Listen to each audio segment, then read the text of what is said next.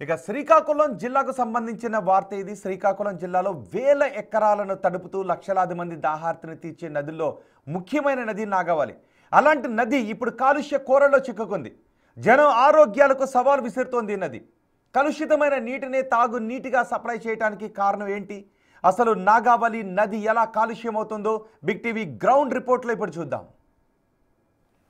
ప్రస్తుతం నేను నాగావళి నదిపైన ఉన్న బ్రిడ్జ్ కింద ఉన్నాను. ఎక్కడి నుంచి ఈ నగరంలో నుంచి వచ్చినటువంటి మురికి వాటర్ కావచ్చు, లేదంటే డ్రైనేజీ చెత్త ఏదైతే ఉంది ఇదంతా ఎలా ఈ నదిలో కలుస్తుంది అనేటటువంటి చూపించే ప్రయత్నం చేస్తాను. ఇదంతా చూపించిన తర్వాత మీకే అర్థమవుతుంది ఇక వాటర్ అనేది ఎలా కలుషితం అవుతుంది ఏంటి అనేది ఒకసారి చూద్దాం. మనం ఇక్కడ నుంచి చూసుకున్నట్టయితే మొత్తం ఓవరాల్గా చూసుకున్నట్టయితే నగరానికి సంబంధించిన సగానికి పైగా చెత్త అంతా ఇక్కడే వచ్చి కలుస్తుంది, వాటర్లో కలుస్తుంది. ఈ వాటర్లో మనం ఇక్కడ చూసుకున్నట్టయితే ఇది మొత్తం మనకు క్లియర్గా కనిపిస్తుంది ఎంత చెత్త ఎంత చెదారం.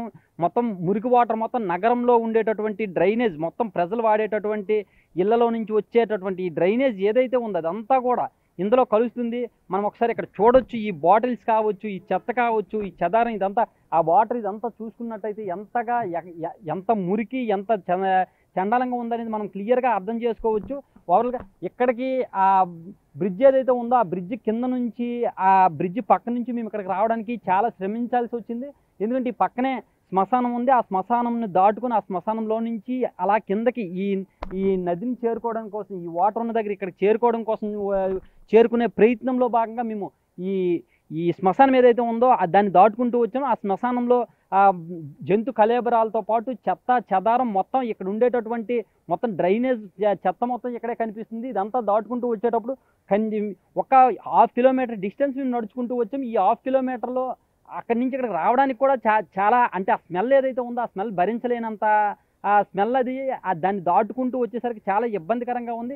ఇదంతా ఎందుకు చెప్పాల్సి వస్తుందంటే ఇదంతా కలిసి ఇప్పుడు ఈ నదిలో చేరడం వలన ఇవి ఎన్ని రోగాలకి ఎంత ఇబ్బందికరమైన ఇదే వాటర్ని ఇక్కడ ఉండే రైతులు కావచ్చు, లేదంటే ఇదే వాటర్ని ప్యూరిఫై చేసి వాటర్ తాగేటటువంటి పరిస్థితి. ఇక్కడ నుంచే నగర ప్రజలకు మళ్ళీ ఈ వాటర్ని ఈ నాగావళి వాటర్నే నగర ప్రజలకి అందించేటటువంటి ప్రయత్నం ప్రభుత్వం అందిస్తుంది. ప్రస్తుతం అయితే నేను ఇక్కడ ఈ నాగావళి నది బ్రిడ్జ్ ఏదైతే ఉందో ఈ డే నైట్ జంక్షన్ పక్కన ఆనుకొని బ్రిడ్జ్ ఏదైతే ఉందో ఆ బ్రిడ్జికి దగ్గరగా ఉన్నాను. ఆ బ్రిడ్జ్ దగ్గర నుంచి మనం చూసుకున్నట్టయితే ఇక్కడ ఈ నగరంలో ఇంచుమించుగా ఒక 2-3 ప్రాంతాల్లో ఈ మురుగునీరు అంతా కలుస్తున్నటువంటి పరిస్థితి ఉంది. అందులో మొదటి స్పాట్ని నేను చూపించాను. ఈ మొదటి స్పాట్ని చూపించాను. ఇక్కడ నుంచి మనం ఇంకా మరి 2-3 ప్రాంతాలకు వెళ్ళి అక్కడ పరిస్థితి ఎలా ఉంది ఏంటి అనేది చూపించే ప్రయత్నం చేద్దాం. ఇప్పటికైతే మాత్రం ఈ నాగావళి బ్రిడ్జ్ కింద ఈ డే అండ్ నైట్ జంక్షన్ పక్కనే ఉన్న ఈ బ్రిడ్జ్ కింద నుంచి నేను చూపించాను. ఇక్కడి నుంచి ఇంకో దగ్గరికి వెళ్దాం. ఇప్పుడు మీకు ఒక శ్మశాన వాటికను చూపిస్తాను. మీరు చూస్తున్న శ్మశాన వాటిక సమీపం నుంచే నాగావళి ప్రవహిస్తోంది. దీని పక్కనే ఒక డంపింగ్ యార్డ్ కూడా ఉంది. వర్షం పడితే డంపింగ్ యార్డ్లో ఉన్న చెత్త చెదారం మొత్తం నదిలో కలుస్తుంది. ఇప్పుడు మీరు చూస్తున్న ఆ డంప్ యార్డ్లో జంతు కళేబరాలు ఎముకలు ఉంటాయి. వర్షం పడిన ప్రతిసారి అందులో నుంచి వచ్చే నీళ్ళన్నీ నాగావళి నదిలో కలుస్తాయి. ప్రస్తుతం నేను శ్మశానం నుంచి నదిని కలిసే మార్గం ఏదైతే ఉందో ఆ మార్గం దగ్గర ఉన్నాను. ఈ నది ఇది ఏదైతే ఉందో ఇక్కడ ఈ ప్రాంతాన్ని కలుపుతూ ఈ నది ఏదైతే ఉందో దీన్ని కలుపుతూ ఇక్కడ శ్మశానం ఉంది. ఈ శ్మశానం దగ్గర నుంచి చూసుకుంటే మొత్తం మనకి ఎంత చెత్త ఎంత చెదారం ఏదైతే ఉందో అవన్నీ కూడా ఇప్పుడు నేను మీకు చూపించేటటువంటి ప్రయత్నం చేస్తాను. మొత్తం ఓవరాల్గా చూసుకున్నట్టయితే శ్రీకాకుళానికి సంబంధించి ఇక్కడ మొత్తం అందరినీ కూడా ఇక్కడే దహనం చేసేటటువంటి పరిస్థితి కావచ్చు, లేదంటే పూడ్చేటటువంటి ఇటువంటివన్నీ కూడా ఇక్కడే జరుగుతూ ఉంటాయి. అయితే అది సహజంగా ఎక్కడైనా సరే ఈ దహన సంస్కరణలు కావచ్చు, లేదంటే ఈ పూడ్చేటటువంటి కార్యక్రమాలు కావచ్చు, ఇవన్నీ జరగవచ్చు. కాకపోతే ఆ వచ్చే మార్గంలో ఎంత చెత్త ఎంత చెదారం మొత్తం ఇదంతా ఉందనేది తెలిసింది. ఎందుకంటే ఇదంతా అక్కడి నుంచి మనం చూసుకున్నట్టయితే డౌన్గా ఉంది. ఇదంతా వర్షం పడిందంటే మొత్తం వచ్చి ఇక్కడ కలుస్తూ ఉంటుంది. ఇక్కడ మనం చూడొచ్చు ఇక్కడ జంతు కళేబరాలు ఇవన్నీ చూసుకున్నట్టయితే ఎంత ఆరోగ్యానికి హానికరమైనవో, లేకపోతే ఇవన్నీ వెళ్ళి ఆ వాటర్లో కలిస్తే మళ్ళీ ఆ వాటర్ మనం మళ్ళీ తాగామనంటే అది ఎంత ఆరోగ్యానికి హానికరమో ఎంత ఇబ్బందికరమనేది మనం చూడొచ్చు. ఇక్కడ చూడొచ్చు మళ్ళీ ఇక్కడ కూడా అడుగున కూడా జంతు కళేబరాలు జంతు ఎముకలు ఇవన్నీ కూడా కనిపిస్తున్నాయి. వీటినే మళ్ళీ ఈ వాటర్ని ప్యూరిఫై చేసి మళ్ళీ ఆ వాటర్నే తాగి మళ్ళీ లేనిపోని వ్యాధులు ఇవన్నీ తీసుకొని వచ్చినటువంటి పరిస్థితి మనకి ఇక్కడ క్లియర్గా కనిపిస్తుంది. అడుగున ఎంత చెత్త ఇదంతా మనం చూసుకోవచ్చు. మొత్తం డంపింగ్ యార్డ్లో ఉంది. ఈ డంపింగ్ యార్డ్ అంతా వెళ్ళి ఈ డంప్ అంతా వెళ్ళి ఈ నదిలోనే కలుస్తున్నటువంటి పరిస్థితి. మనం ఇంకా ముందుకు అలా వెళ్ళామంటే మొత్తం ఎంత దారుణమైన పరిస్థితి ఉందనేది మనం అర్థం చేసుకోవాలి. డ్రైనేజ్ సిస్టమ్ నుంచి వచ్చినటువంటి ఈ పొల్యూటెడ్ వాటర్ కావచ్చు, ఇవన్నీ వీటన్నింటినీ కూడా ప్రత్యేకంగా డైవర్ట్ చేసి నదిలో కలవకుండా ప్రత్యేకమైన చర్యలు తీసుకోవాల్సినటువంటి అవసరం ఉంది. కానీ అవేవి కాకుండా నదిని ఈ సిటీలో ఉండేటటువంటి ఈ డంప్ కావచ్చు, లేదంటే ఈ చెత్త ఈ చెదారం, లేదంటే ఈ డ్రైనేజ్ వ్యవస్థ ఏదైతే ఉంది ఇదంతా కలిసి మళ్ళీ నదిలో కలవడం, ఆ నది వాటర్ని మళ్ళీ మనం తాగడం, దీనివల్ల ఎలాంటి పరిస్థితి ఉంటుందనేది మనం క్లియర్గా అర్థం చేసుకోవచ్చు. మనం ఇంకో పాయింట్కి కూడా వెళ్ళి ఆ పాయింట్లో కూడా పరిస్థితి ఎలా ఉందనేది మనం క్లియర్గా వివరించేటటువంటి ప్రయత్నం నేను మళ్ళీ చేస్తాను. ఇప్పుడు బిగ్ టీవీ ప్రతినిధి పొన్నాడ బ్రిడ్జ్ దగ్గరకు వెళ్తున్నారు. పొన్నాడ బ్రిడ్జ్ దగ్గర కూడా పెద్ద ఎత్తున కలుషిత నీరు వచ్చి నదిలో కలుస్తుంది. నదీ ప్రవాహాన్ని మించి పట్టణం నుంచి వచ్చే డ్రైనేజ్ నీరు కూడా అక్కడే కలుస్తుంది. వీటితో పాటు ప్రభుత్వ ఆసుపత్రి వెనుక వైపు నుంచి వచ్చే డ్రైనేజ్ నీరు కూడా నాగావళి నదిలోనే కలుస్తుంది.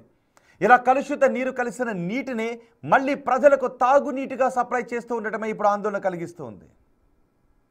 ఇప్పుడు నేను నాగావళి నదిపై ఉన్న పొన్నాడు బ్రిడ్జ్ కింద ఉన్న ఈ బ్రిడ్జ్ దగ్గర కూడా మురుగునీరు నగరానికి సంబంధించినటువంటి మురుగునీరు ఎలా కలుస్తుంది ఏంటి అనేది చూపించేటటువంటి ప్రయత్నం చేద్దాం. ఒకసారి మనం చూసుకున్నట్టయితే ఇక్కడ ఎంత పెద్ద మొత్తంలో వాటర్ అనేది ఆ నగరంలో నుంచి మురుగునీరు అనేది కలుషితం అవుతుంది. ఆ వాటర్ అనేది ఎలా కలుస్తుంది, ఇక్కడ నదిలో ఎలా కలుస్తుంది అనేది ఒకసారి చూసే ప్రయత్నం చేద్దాం. ఒక పెద్ద వర్షం పడేటప్పుడు ఎంత ఫ్లోతో వస్తాయి, ఎంత వేగంగా అయితే వస్తుందో అంత వేగంగా ఇక్కడ వస్తున్నటువంటి పరిస్థితిని మనం చూడొచ్చు. ఇది ప్రస్తుతం ఈ ఏరియా అనేది కలెక్టర్ ఆఫీస్కి, లేదంటే ఎంపీ రామ్మోహన్ నాయుడు హౌస్ ఏదైతే ఉందో ఆ హౌస్కి, కలెక్టర్ బంగ్లాకి, వీటన్నింటికి దగ్గరలో ఉన్నటువంటి ఈ ఏరియా నుంచి ఆ ప్రాంతానికి సంబంధించినటువంటి ప్రజలు ఎవరైతే ఉన్నారో వాళ్ళందరూ యూజ్ చేసేటటువంటి వాటర్, ఆ వాటర్ ఏదైతే ఉందో అది ఆ కలుషితమైపోయినటువంటి ఆ వాటర్ వాళ్ళు యూజ్ చేసిన తర్వాత కలుషితమైనటువంటి వాటర్, ఆ డ్రైనేజీ నుంచి వచ్చేటటువంటి వాటర్ ఇదంతా కూడా కలిసి ఇక్కడ నాగావళి నదిలో కలుస్తున్నటువంటి పరిస్థితి మనం ఇక్కడ క్లియర్గా చూస్తున్నాం. ఆ నది చూసినట్టయితే ఒక నదిని తలపించేలాగా ఇదంతా ఉంది. ఎంత స్పీడ్గా వస్తుంది, ఎంత ఆ వాటర్ వేస్టేజ్ వాటర్ అనేది ఎంత ఎక్కువగా కలుస్తుంది అనేది మనం క్లియర్గా అర్థం చేసుకోవచ్చు. ప్రస్తుతం మామూలుగా చూసుకున్నట్టయితే ప్రస్తుతం నదిలో అయితే మాత్రం వాటర్ కనిపించట్లేదు, కానీ ఇక్కడ మాత్రం మురుగునీరు అయితే మాత్రం పెద్ద ఎత్తున ఫ్లో అవుతున్నటువంటి పరిస్థితి. ఇక్కడ మనకి ఏదైతే కనిపిస్తుందో ఈ వాటర్, ఈ నదిలో ఏదైతే కనిపిస్తుందో ఈ వాటర్ అంతా కూడా నదికి సంబంధించిన వాటర్ కాదు, ఇదంతా కూడా డ్రైనేజీకి సంబంధించిన వాటర్, మొత్తం మురికి వాటర్ ఇదంతా కూడా. మనం కొంచెం ముందుకు వెళ్తే అదంతా ఇసుక తిన్నులు ఏవైతే ఉన్నాయో అవన్నీ, ఆ తర్వాత అక్కడ వాటర్ ఉంది. ఇప్పుడు ప్రజెంట్ అయితే మాత్రం వర్షాలు పడకపోవడం వలన వాటర్ కనిపించట్లేదు. ఇప్పుడు కనిపిస్తున్నటువంటి ఈ వాటర్ ఏదైతే కనిపిస్తుంది ఇదంతా కూడా వర్షానికి సంబంధించినటువంటి వాటర్ కాదు, ఇది మొత్తం కూడా మురుగునీరు, కంప్లీట్గా మురుగునీరు, నగరంలో నుంచి వచ్చినటువంటి మురుగునీరు ఏదైతే కలుస్తుందో అదంతా ఇదే నదిని తలపించేలాగా దానికి మించి వాటర్ ఇక్కడ కనిపిస్తుంది. ఇదంతా మురుగునీరే కనిపిస్తుంది.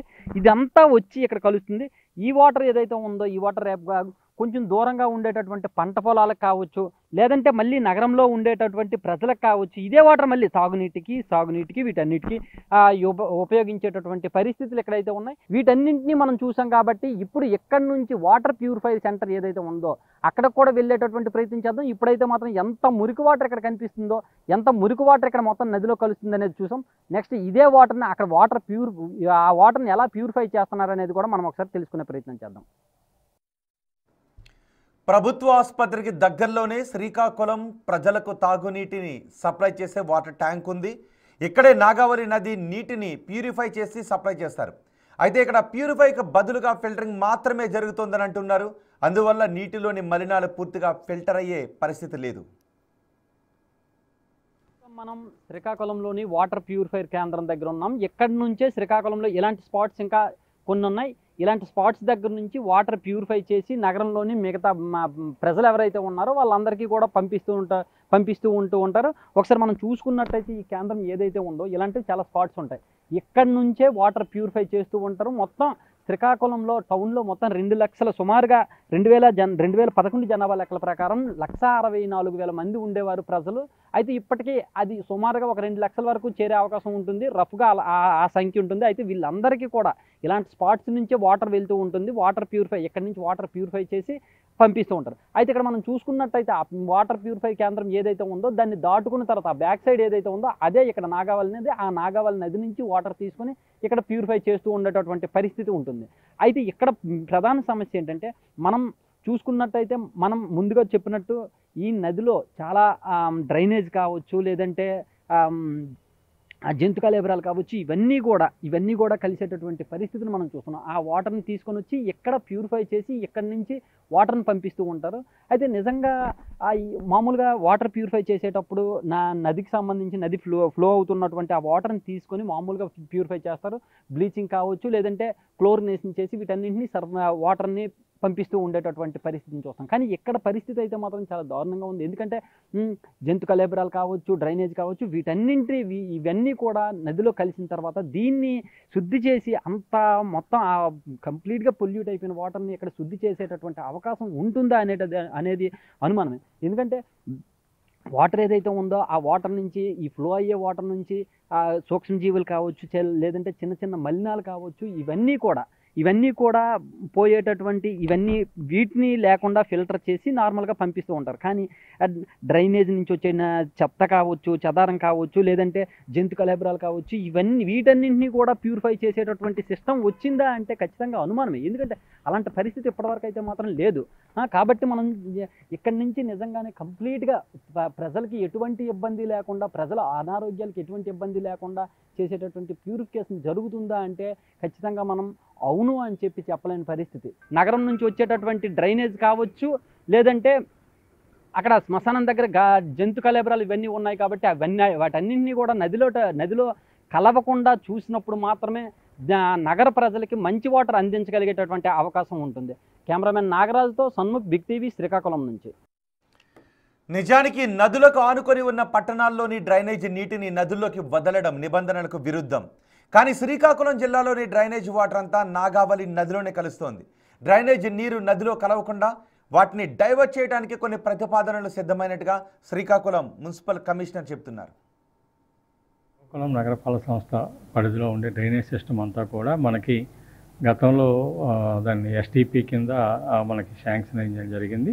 ఆ వర్క్ అండర్ కన్స్ట్రక్షన్లో ఉంటుండగానే అది క్యాన్సిల్ అవ్వడం జరిగింది. తిరిగి మళ్ళీ మనం రీఎస్టిమేషన్ వేయించి పబ్లిక్ హెల్త్ ఇంజనీరింగ్ ద్వారా అక్కడికి మనం ఈఎన్సీకి పంపించడం జరిగింది. ప్రజెంట్ ఈఎన్సీ దగ్గర టెండర్ ప్రాసెస్లో పెండింగ్లో ఉంది. సో మనకి అది కానీ శాంక్షన్ అయ్యి అది చేస్తే టోటల్గా మన శ్రీకాకుళం అర్బన్లో ఉండే వేస్ట్ వాటర్ అంతా కూడా అక్కడ ప్యూరిఫై అయ్యి ఆ తర్వాతే మనం నాగావళి నదిలో కలపడానికి అవకాశం ఉంటుంది. దానికి మేము ప్రయత్నాలు చేస్తున్నాము. అది వచ్చిన వరకు ప్రజెంట్ మనకి వాటర్ అంతా కూడా త్రూ వేరియస్ ఛానల్స్ ద్వారా, మిత్తి బట్టి కానీ వేరే ఛానల్ ద్వారా నదిలోకి వెళ్ళడం జరుగుతుంది. అయితే అది మన తాగునీటికి డౌన్లోనే ఉంది కానీ అప్లో ఏం లేదు కాబట్టి ఇబ్బంది ఏం లేదు.